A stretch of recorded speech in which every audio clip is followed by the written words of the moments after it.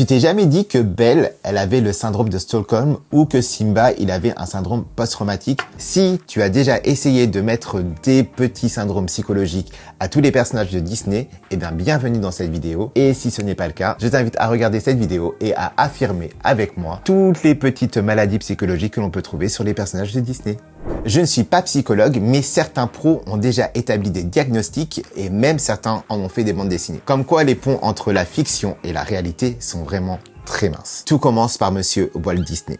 Walt Disney a été profondément marqué par la perte tragique de sa mère. Elle est décédée lors d'un accident alors qu'il n'avait que 15 ans. Cet événement traumatisant semble avoir eu un impact durable sur sa vie et ses œuvres. Dans de nombreux classiques de Disney, les mères sont soit décédées, peu présente ou totalement absente. Est-ce que le fait que Walt Disney ait perdu sa mère mais vraiment très jeune, ce ne serait pas une manifestation inconsciente d'un deuil non résolu et qu'il a décidé de le retranscrire dans ses œuvres? Comme par exemple dans Blanche-Neige, Cendrillon ou Bambi, les mères sont disparues ou décédées. Et si on reprend ces exemples, on peut considérer que Walt Disney souffre d'un syndrome post-traumatique. Walt Disney aurait tenté de se protéger inconsciemment des souvenirs douloureux du décès de sa mère. Maintenant qu'on vous a parlé de Walt, eh bien on va aller dans l'univers merveilleux de Disney et on va commencer avec Pocahontas et la phobie sociale.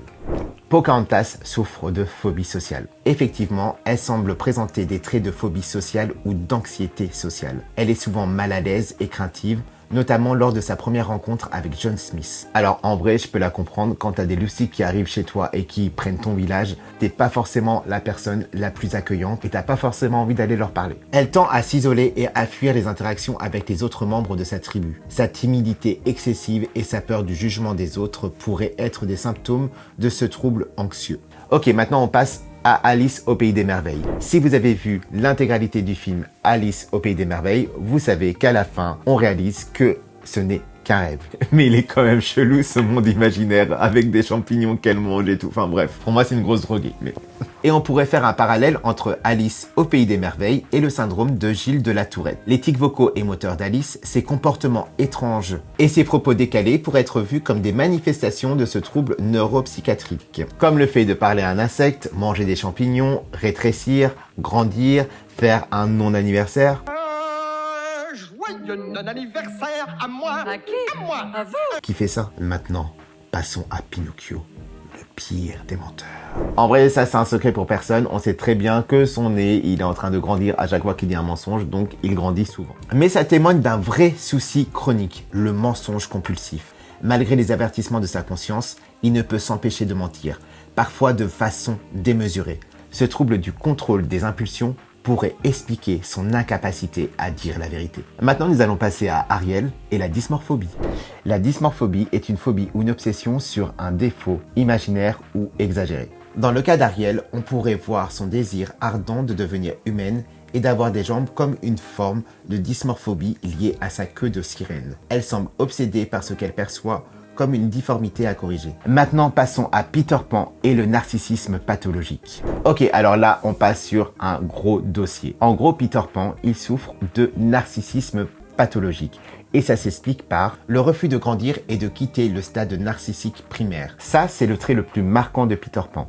Il refuse de grandir et de quitter l'enfance. Cela peut être interprété comme un refus d'abandonner le stade du narcissisme primaire où l'enfant se voit comme le centre du monde et refuse de reconnaître les limites de la réalité. On n'oublie pas que Peter Pan, c'est comme le grand dieu dans son pays imaginaire, c'est comme s'il était tout puissant et il a tout ce qu'il veut et tout ce qu'il demande, eh bien ça se réalise. De plus, il est incapable d'établir des véritables relations basées sur l'empathie et la réciprocité. Ses amis sont plutôt des faire-valoir qui renforcent son narcissisme. Et inversement, Peter Pan fait preuve d'une grande cruauté envers ceux qui ne se plient pas à ses désirs, comme le capitaine Crochet. Cette absence de compassion et cette quête égoïste de gratification sont des traits narcissiques. Bref, Peter Pan est un peu narcissique sur les bords, mais bon, on l'aime quand même. Maintenant, passons aux vilains dans les Disney. Et oui, les méchants dans les Disney, en plus d'être méchants, ils ont des comportements problématiques. Pourquoi? Parce qu'ils sont méchants. Parlons de Jafar et de sa parano... Attends, comment, c'est quoi t'es paranoïaque, mais c'est... Et sa paranoïa? Parlons de Jafar et de sa paranoïa. Ce personnage a une énorme soif de pouvoir.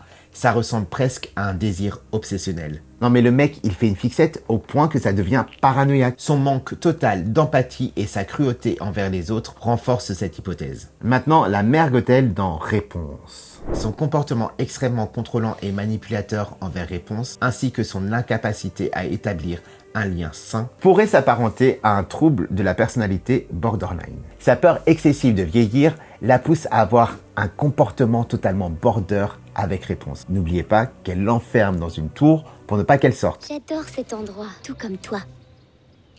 Donc, je sais pas si tu te souviens, mais il y a une scène dans Réponse où la mère Gothel est en train de la réconforter. Je t'aime bien plus que cela.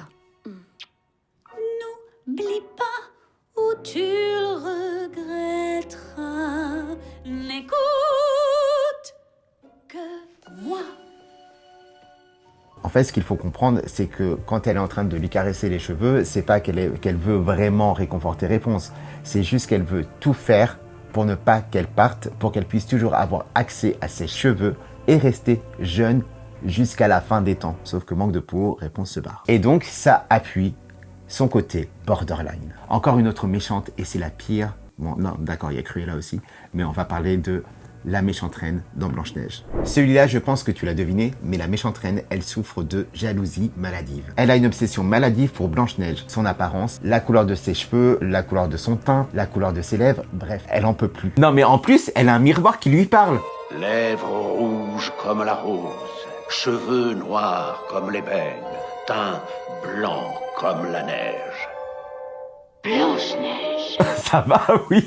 Ça va le délire. Quand on sort du contexte de Disney, film pour enfants, avoir un miroir qui te parle et qui te dit que tu es la plus belle, c'est quand même archi chelou et carrément narcissique. Mais aussi obsessionnel, comme une personne jalouse, maladive. Elle en devient hyper cruelle, elle est prête à tuer Blanche-Neige pour être la plus belle de son royaume. En résumé, la méchante reine, c'est abattre l'ennemi. Voilà, on a fait un point sur une grosse partie des personnages Disney et leurs problèmes psychologiques. N'hésite pas à me rejoindre sur les réseaux sociaux, à t'abonner, à partager, à liker et à me dire dans les commentaires ce que tu as pensé de toutes ces petites théories qu'on a pu évoquer. Allez, ciao!